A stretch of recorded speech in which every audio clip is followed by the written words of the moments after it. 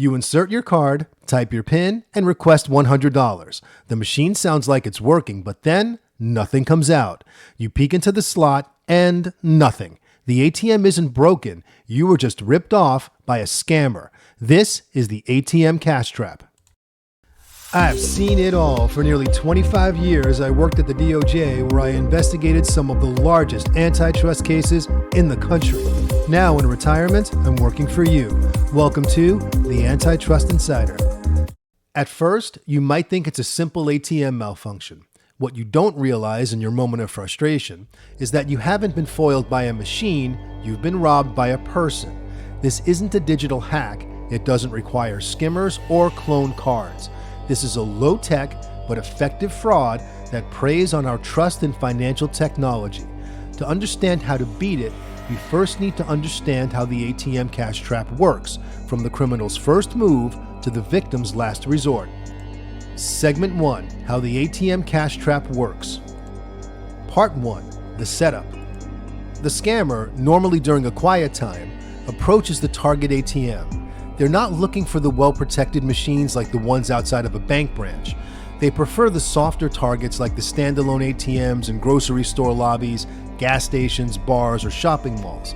These machines have less security and are less frequently monitored. Their tool of choice is very simple. The most common method is what's known as the lever trap. It involves a thin, almost invisible strip of transparent film, or sometimes a more sophisticated slot-sized mechanism. The device is carefully inserted deep into the cash dispenser slot. It's designed to be virtually undetectable to the casual glance. Its purpose is to act as a one-way gate. It will catch the leading edge of the bills as they're pushed out by the machine's internal mechanism, preventing them from ever reaching your hand. A cruder but equally effective method involves attaching a sticky substance, something strong like glue or double-sided tape, to a thin, rigid component like a wire or a piece of plastic. This grabber is inserted into the slot, ready to snag cash as it emerges. In both cases, the modification is minimal, quick to install, and designed to bypass any external signs of tampering that a user might casually look for. Part 2. The victim's experience. Enter the victim, who needs some cash. They approach what looks like a perfectly normal ATM. They insert their card, enter their PIN, and request a withdrawal. Let's say a larger amount like $200, which makes the scam more worthwhile for the thief. The machine responds normally and makes the familiar sounds of cash being counted and moved. The victim expects to see the bills appear, and sometimes they might even see the very corner of the bills peek out for a split second, but then nothing. The cash seems to get pulled back inside.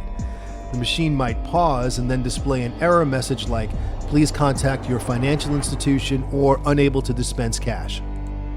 The victim is now confused or annoyed and might start pressing buttons out of desperation. If there's a line behind them, social pressure might kick in and they feel awkward for holding everyone else up.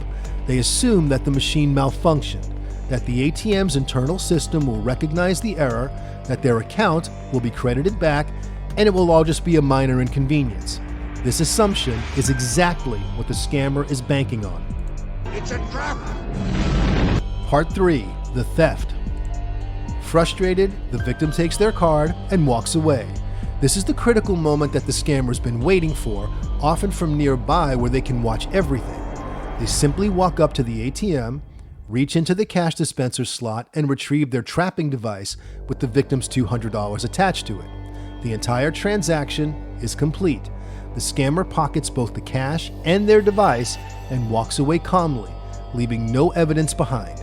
The ATM shows no outward sign of the crime, which was literally victim-assisted. Part 4. The aftermath for the victim. The first thing the victim will probably do once they get to their car or their home is to check their mobile banking app. The $200 has been deducted from their account, so they call their bank. This is where the real nightmare often begins. The victim explains the situation to a customer service rep who pulls up the transaction. From the bank's perspective, the details show that the ATM transaction was authorized and that the cash was dispensed. So despite the victim's story, the initial response from their bank is one of skepticism. The bank then advises the victim to initiate a lengthy investigation.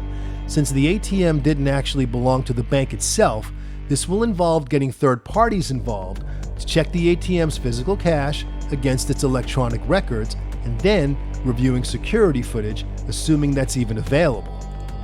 This process is slow.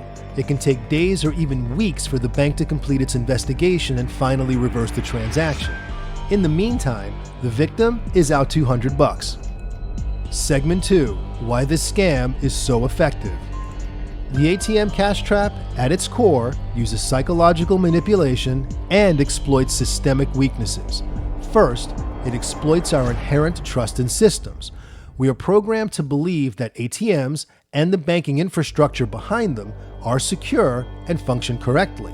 When they don't, our first thought is glitch and not theft. Second, it manufactures confusion. The error messages and the machine sounds are identical to a genuine malfunction. That's what makes this scam so effective. Your suspicion is directed towards a technical failure rather than a crime. This causes you to take the path of least resistance, which is to move on and deal with it later. And that's exactly what the criminal wants you to do. And third, this is an example of a low-tech bypass. The scammer doesn't need to hack the software, break the encryption, or clone a card. They let the bank and the ATM's own high security systems do the heavy lifting of authorizing the transaction and physically moving the cash. The scammer simply intercepts the output with a piece of 5-cent plastic and some wire.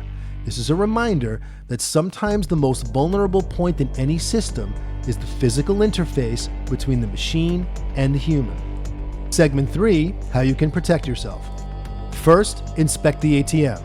Before you insert your card, give the ATM a quick once-over. Run your fingers around the card reader for skimmers and pay special attention to the cash dispenser slot. Does it look misaligned? Does it feel loose? Can you see or feel any extra plastic or film material inside? If anything seems off, even slightly, trust your gut and find another machine. Second, don't walk away. If your cash doesn't come out, you can do way more on site than you can from your car or home. If you see the cash get snatched back, try giving it a very, very gentle tug. A trapping device will often hold the bills firm, while a genuine misfeed will sometimes release them. Third, call immediately. Use your phone to call the bank's customer service number right there on the spot. Explain the situation clearly. I am at this specific ATM. My transaction did not dispense cash, and I believe that it may have been tampered with. This does two things. It creates an immediate record and shows any watching scammer that you're alert and taking action. The bank may be able to cancel the transaction remotely. Fourth, alert the venue. If the ATM is inside a business, immediately tell the manager. They can potentially shut the machine down or secure it, preventing others from becoming victims.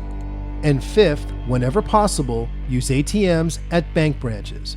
The machines physically attached to banks are under higher surveillance, are monitored more frequently, and are a much harder target for scammers to tamper with without being noticed. By following these steps, you move from being a potential victim to being an informed user. The ATM Cash Trap is a stark reminder that fraud isn't always digital. It's a physical, manipulative crime that relies on trust and confusion. By understanding the mechanics, we can better protect ourselves against the ATM Cash Trap. Comment below and share this video with anyone who uses an ATM, which is basically everyone. If you found this video helpful and informative, please hit that subscribe button, like, and comment. Until next time, stay vigilant, stay honest, and come back for more Antitrust Insider.